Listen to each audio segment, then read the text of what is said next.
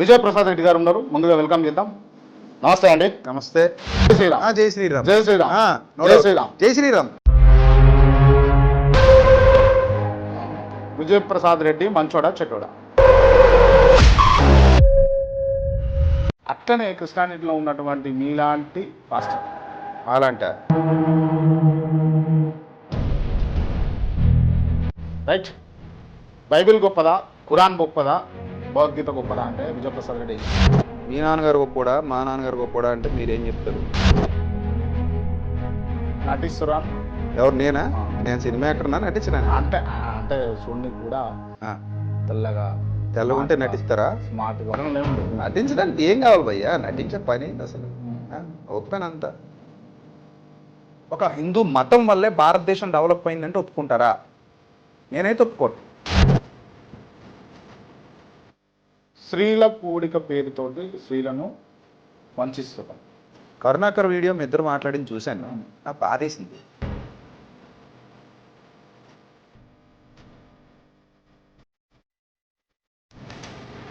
విజయప్రసాద్ రెడ్డి జీవిత గమ్యం ఏంది? జీవిత గమ్యం అంటే చచ్చిపోయేంత వరకు 10 మందికి మంచి చేస్తూ,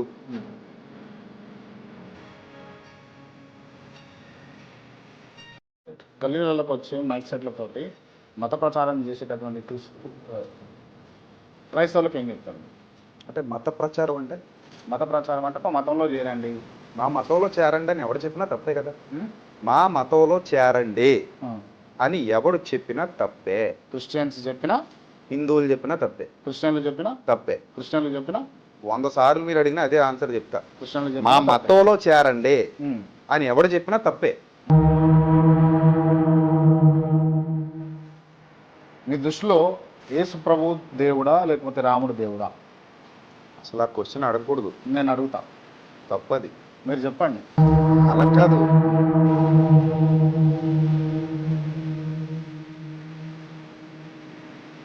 రైట్, మీరు పదే పదే క్రైస్తవాన్ని వ్యతిరేకిస్తుంటారు కదా లలిత్ గారు. అంటే మీరు ఇప్పుడు విజయప్రసాద్ రెడ్డి గారు ఉన్నారు నా ముందు, మీరు ఏం అడగదలుచుకున్నారు? మీరు మీకు అర్థమైందా ప్రశ్న? అర్థమైంది. రైట్, సమాధానం చెప్పండి మీరు. లలిత్ గారు చాలా సంతోషం అండి, మంచి క్వశ్చన్ అడిగారు.